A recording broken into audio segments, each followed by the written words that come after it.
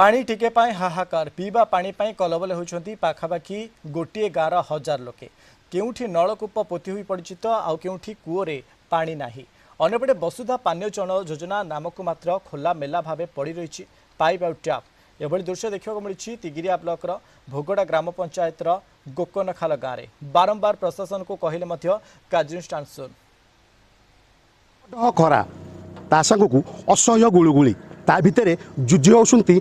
पीवा पानी टिके पाई स्थानीय बासिंदा ये जो जगार आम ठिया ये हूँ कटक जिला आठगड़ तिगिरिया ब्लॉकर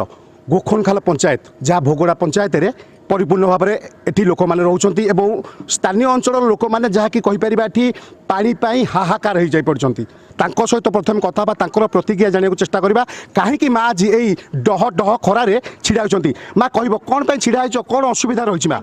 दी मस है गरीब लोक मरीगलुँ पानी टी आम छोटा लोक चली बुली पारूँ पानी 2 किलोमीटर आने गोटे खाइबू छुआ पिला हराकल होती गोटे टाँकी खोलिले पानी ना कि कादुआ पंक पानी थोपाटे आसुनी आम छुआ पिला छाड़ी 2 किलोमीटर पानी आनिले खाइबू।